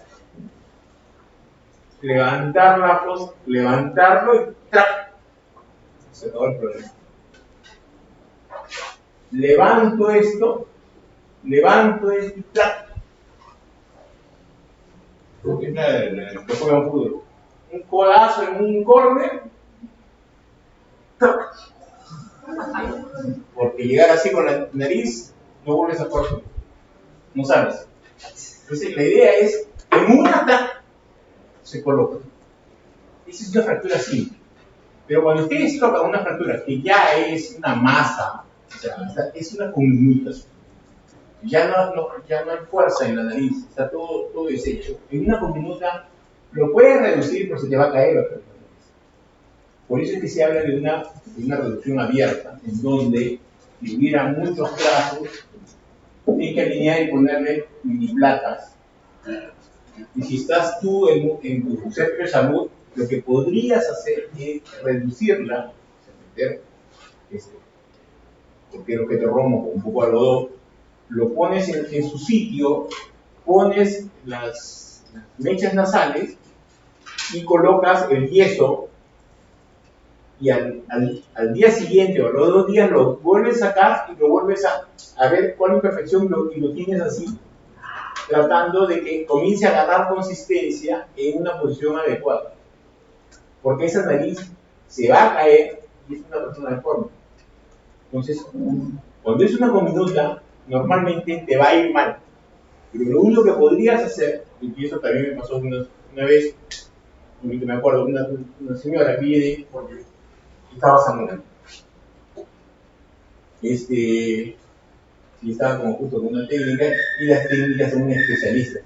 Pero no te dejes pegar, capaz eso ha sido un hombre que, sí, efectivamente, mi esposo me pegó. Yo, callado, lo reduje. Al día siguiente volvió a venir sangrando. ¿Qué cosa había pasado? Se había ido a su casa y su hermano se fue a pegarle al esposo, no lo encontró y agarró y le pegó a la hermana. Porque ¿por qué se deja pegar por ese perfume? Destrozada la nariz otra vez y la volví. Digo que ¿sabes qué? La voy a reposicionar, pero cada vez que caigo va a estar peor, va a estar peor deforme, más no puedo hacer. A la tercera vez, o sea, al día siguiente, el esposo le volvió a pegar. Le volvió a pegar porque, o sea, lo encontró el hermano, le pegó y cuando se agarró para el, ¿qué tienes que ir a tu casa a contar lo que pasa en la casa? Y le volvió a pegar. Pero ahí el esposo ya medio arrepentido, fue con la esposa y dijo, bueno, sí, doctor, porque fue un arranque de cólera. Es mentira. De verdad, existen.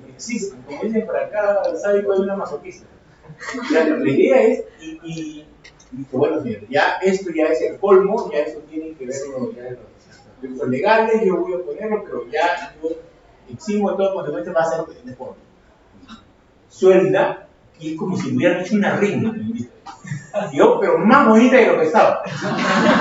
O sea, todos los días la palabra reduciendo, y se comenzó por máximo nariz, y dijo, no, qué bien.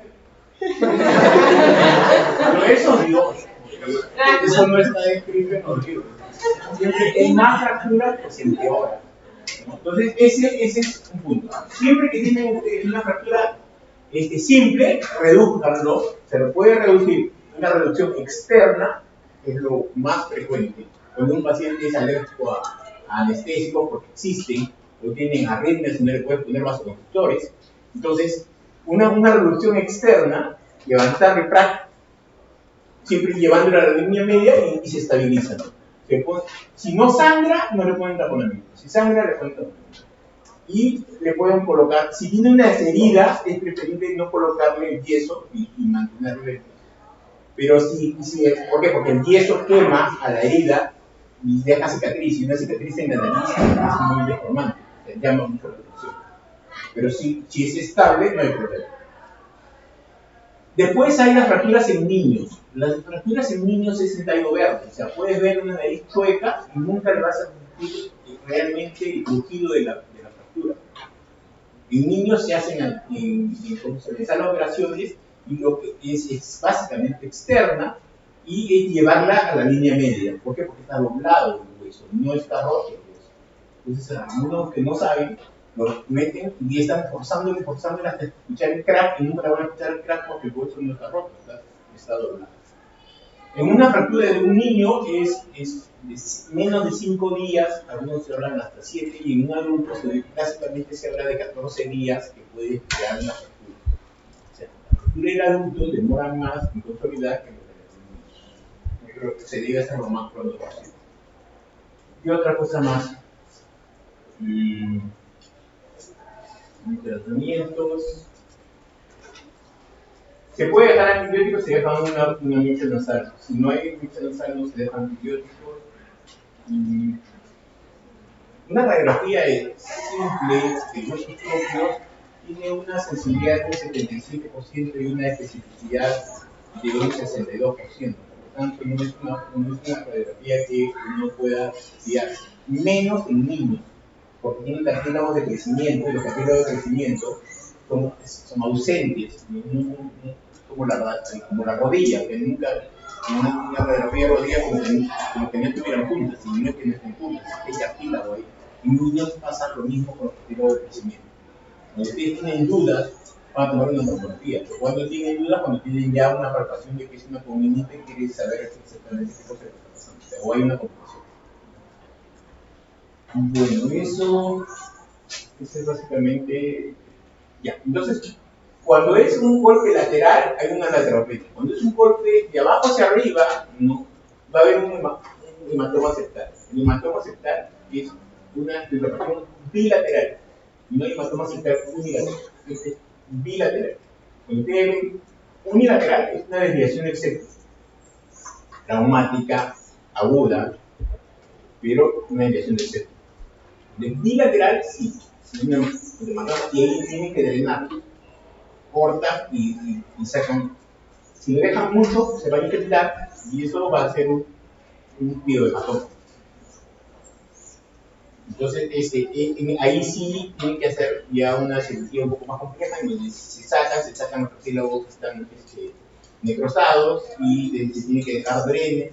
Y acuérdense que el triángulo de la muerte tiene un drenaje venoso al seno cavernoso. Entonces, sí es importante las infecciones que puedan estar produciendo eso. Se hematoma septal y se ponen placas o se pone al menos un tratamiento bilateral para que no vuelva a generar.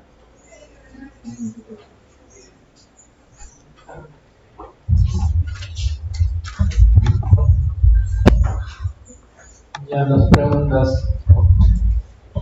Un paciente de 20 años acude a la sala de emergencias con dolor intenso en la nariz y sangrado nasal después de sufrir un accidente de bicicleta. Al examen físico se observa desviación de la nariz hacia un lado y equimosis periorbitaria. El paciente tiene dificultad para respirar por la fosa nasal izquierda y presenta sensibilidad a la flotación en el puente nasal. ¿Cuál de las siguientes complicaciones es menos probable que presente este paciente? Lo menos probable que puede ser: A. Infección sinusal. B. Epitaxis recurrente. C. Enfermedad nasal permanente. D. Lesión de los nervios infraorbitarios. O la E. Hematoma septal. ¿Cuál es la menos probable de la pregunta? ¿Quién da más? ¿Quién da menos? A. B. C. La D. Lesión de los nervios infraorbitarios es la menos probable. El paciente varón de 23 años acude al médico debido a un silbido durante la respiración en las últimas 3 semanas. Hace 2 meses el paciente fue tratado por una fractura nasal no complicada después de haber sido golpeado por la nariz por una pelota de béisbol perdida a alta velocidad. La exploración física no muestra anomalías. La pregunta es: ¿cuál de las siguientes opciones habría evitado los silbidos en la respiración? A. Drenaje de la hematoma del tabique nasal, antibiótico-terapia, rinoplastía o D. Septoplastía. A, B, C, D. Muy bien, hematoma del tabique nasal. Tercera pregunta. Paciente varón de 25 años se presenta en la sala de emergencias con dolor facial y dificultad para respirar después de haber sufrido un golpe directo en el rostro durante un partido de fútbol. Al examinarlo se observa hinchazón y deformidad nasal evidente, con equimosis alrededor de los ojos, el signo de mapache. La evaluación endoscópica revela una masa rojiza amoratada que distorsiona el septo nasal. ¿Cuál es el diagnóstico y tratamiento más apropiado para este paciente?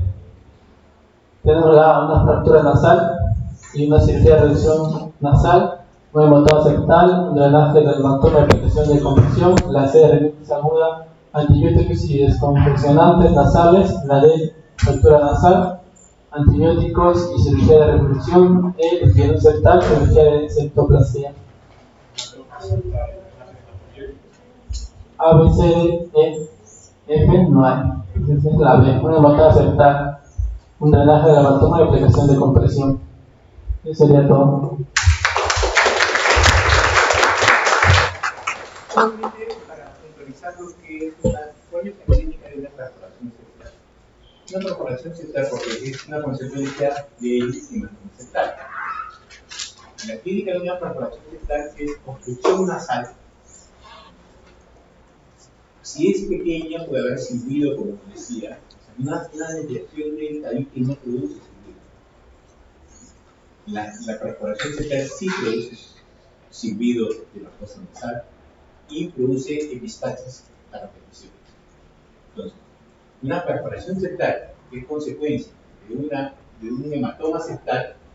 El hematoma septal que produce perforación septal y sigue inmundando. Pero la perforación septal, ¿cómo se expresa? Con obstrucción nasal, con epistaxis y puede haber silbido. Sí. Sí. Son 20 para las 10. Sí. 20 minutos, ¿está bien? Sí.